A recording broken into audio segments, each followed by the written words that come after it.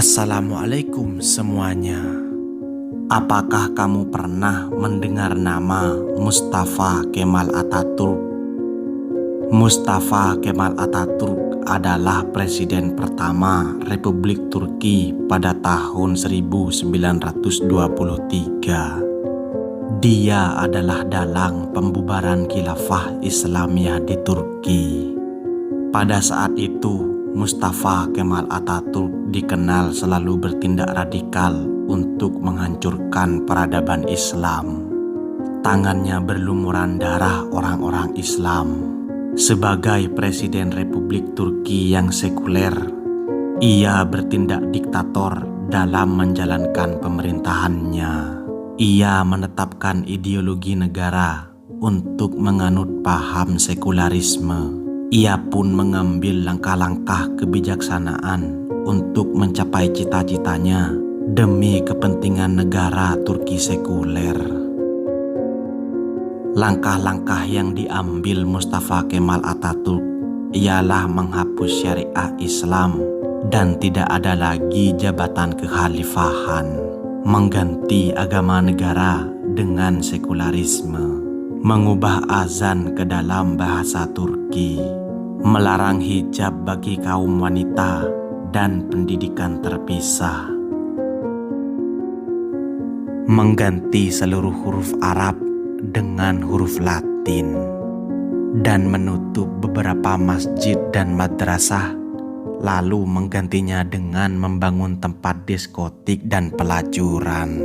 Akibat ulah Mustafa Kemal, pemaksaan ini akhirnya menjadikan Turki sebagai republik sekuler yang sangat anti terhadap dakwah Islam.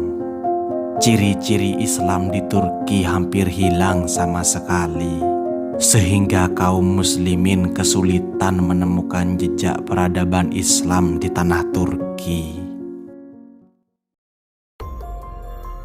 Saat berkuasa, Kemal Atatürk pernah menggantung 30 ulama. Ia mengatakan, "Ketahuilah, saya dapat membuat negara Turki menjadi negara demokrasi bila saya dapat hidup 15 tahun lagi. Tetapi jika saya mati sekarang, maka itu memerlukan waktu hingga 3 generasi."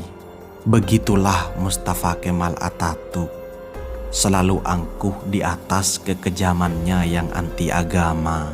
Seseorang yang dikenal sebagai pencetus sekularisme Turki, sekaligus penghancur kekhalifahan Turki dan agama Islam. Namun semua itu berakhir pada periode tahun 1938. Mustafa Kemal Atatürk mengidap penyakit ginjal dan liver. Bahkan ia pun mendapat penyakit tambahan berupa malaria dan penyakit kelamin. Seluruh kulit di tubuhnya rusak dan dengan cepat penyakit gatal-gatal juga hinggap di tubuhnya. Para dokter sudah memberikan bermacam-macam salep untuk diusap di tubuhnya yang sudah banyak luka-luka karena tergaruk oleh kukunya. Anehnya, dalam siksaan penyakit ini, Mustafa Kemal selalu merasa panas saat berada di istana, dan ia pun meminta untuk dibawa ke tengah laut menggunakan kapalnya.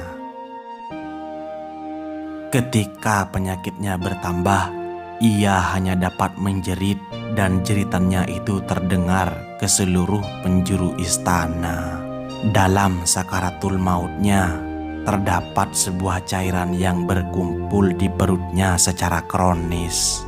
Ingatannya melemah dan darah mulai mengalir dari hidungnya tanpa henti. Untuk mengeluarkan cairan yang terkumpul di dalam perutnya, dokter menusuk perutnya dengan jarum.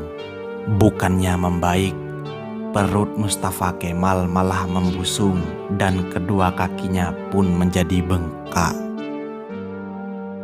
Setelah sebulan lamanya ia mengalami sakaratul maut.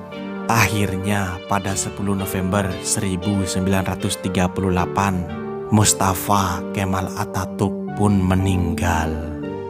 Sakaratul maut yang mengerikan bagi penghancur khilafah Utsmani. Bahkan saat pemakamannya, para ulama Turki menolak untuk menyolatkan jenazah busuk Mustafa Kemal. Hingga setelah 9 hari, barulah mayatnya disembahyangkan. Itu pun setelah didesak oleh seorang adik perempuannya. Tapi saat jenazah Mustafa Kemal akan dimakamkan, tiba-tiba jenazahnya pun terlempar ke atas. Akhirnya para ulama sepakat untuk menimbun jenazah Mustafa Kemal dengan bebatuan di Bukit Angkara. Hingga 15 tahun kemudian, yaitu pada tahun 1953, jenazahnya kembali dikuburkan. Namun bumi kembali menolak jenazah Mustafa Kemal. Hingga akhirnya jenazah Mustafa Kemal dimasukkan ke Museum Etnografi di Ankara, Turki. Jenazahnya ditimbun dengan bebatuan marmer yang beratnya berton-ton. Dan jika sekarang kalian pergi ke Museum Etnografi di Turki untuk melihat makam Mustafa Kemal Atatürk, maka pemandu museum akan menyemprotkan parfum wewangian ke pakaian kalian. Itu disebabkan jika kalian sudah mendekati makam Mustafa Kemal, maka kalian akan mencium bau busuk seperti bangkai yang sumbernya berasal dari makam Mustafa Kemal Atatürk. Terima kasih sudah menonton. Ciao, hasta luego.